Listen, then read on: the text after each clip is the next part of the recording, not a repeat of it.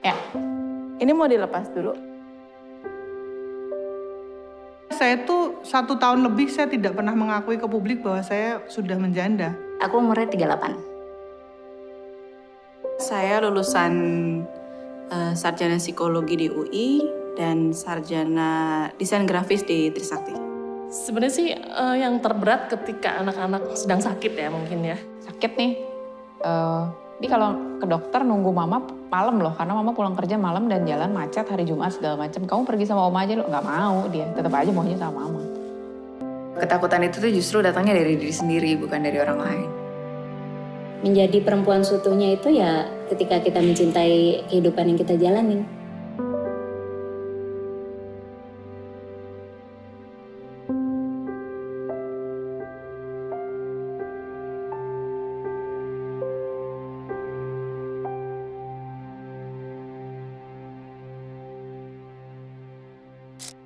Selamat sore.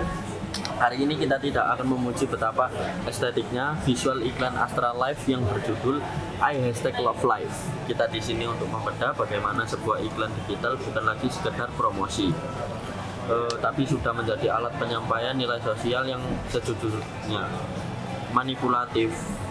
Iklan ini adalah makarya pemasaran emosional yang justru melakukan misi informasi melalui penyederhanaan realitas. Bener ya, Astra Life menggunakan teknik fermentasi. Mereka meminjam suara perempuan untuk menjual polis asuransi. Masalahnya adalah kontradiksi besar antara pesan dan pemberdayaan. Mereka menggaungkan kepentingan perempuan, tapi ada iklan komersial di baliknya. Dan jangan lupa, iklan ini membawa pesan yang terlihat inspiratif, tapi sebenarnya menindas karena menciptakan standar kesempurnaan yang tidak membumi bagi mayoritas perempuan Indonesia. Mari kita bongkar kenapa iklan ini bisa disebut mengandung misinformasi. Dalam esai kita, poin utamanya adalah misinformasi, bukan lewat data palsu, tapi lewat penyederhanaan realitas sosial. Jelaskan. Oke, iklan ini menggambarkan seolah-olah semua perempuan Indonesia punya kontrol penuh atas masa depannya, hanya dengan sikap positif. Ini misinformasinya. Ini misinformasi sistemik. Faktanya, kita punya ketimpangan ekonomi dan akses pendidikan yang nyata. Menjual narasi bahwa perencanaan individu adalah satu-satunya solusi tanpa melihat hambatan struktural. Itu adalah pembohongan publik secara halus. Nah, betul. Namun secara branding mereka itu ingin terlihat eksklusif, tapi mereka hanya bicara tentang segmen kelas menengah atas. Padahal nggak semua wanita di Indonesia punya itu.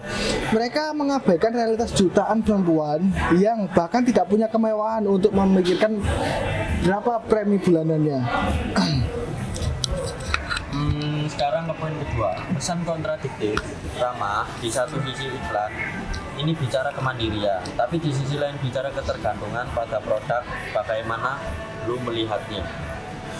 Ini sebenarnya yang poin lucunya. Mereka kayak teriak bebaskan dirimu kayak dan pilih jalanmu, tapi ada juga bagian teks kayak kamu akan aman kalau tidak beli asuransi ini.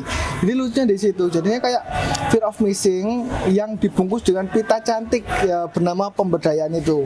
Nilai-nilai kebebasan perempuan dikomodifikasi, dijadikan barang dagang demi mengejar target profit perusahaan. Itu lucu sih sebenarnya.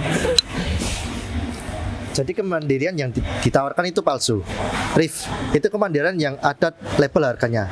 Kalau nggak bayar premi, lu nggak dianggap sebagai mandiri atau siap. Terakhir, isu tentang tekanan untuk selalu siap dan kuat. Apa risikonya bagi audiens? Oke, ini menciptakan toxic positivity. Iklan ini memaksakan citra bahwa perempuan hebat adalah yang tidak punya celah, tidak boleh goyah, dan finansialnya selalu terencana. Padahal kerentanaan itu manusiawi. Iklan ini tidak memberi ruang bagi perempuan untuk tidak oke. Tekanan untuk tampil sempurna ini justru bisa memicu rasa berbagi. Tekanan untuk tampil sempurna ini justru bisa memicu rasa bersalah bagi perempuan yang sedang berjuang di bawah tekanan ekonomi.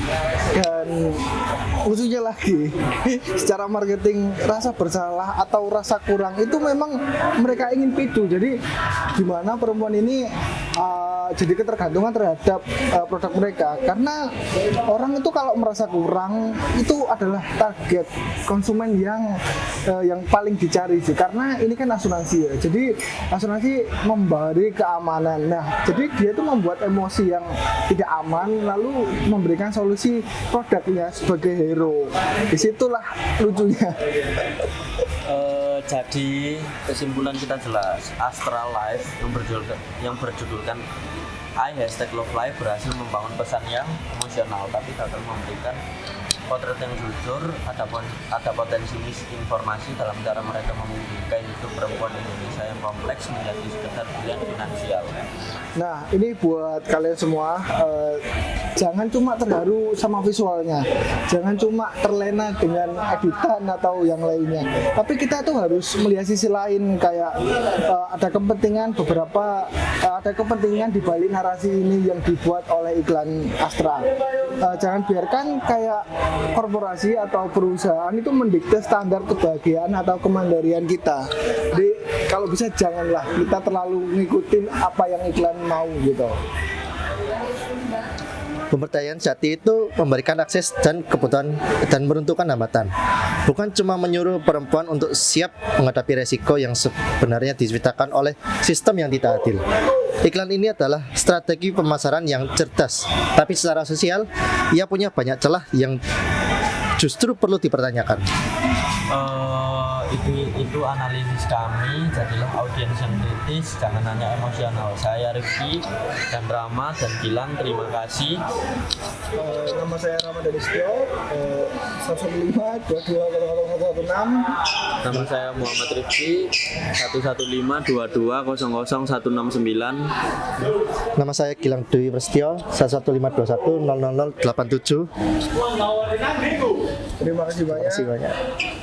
Wassalamualaikum warahmatullahi wabarakatuh.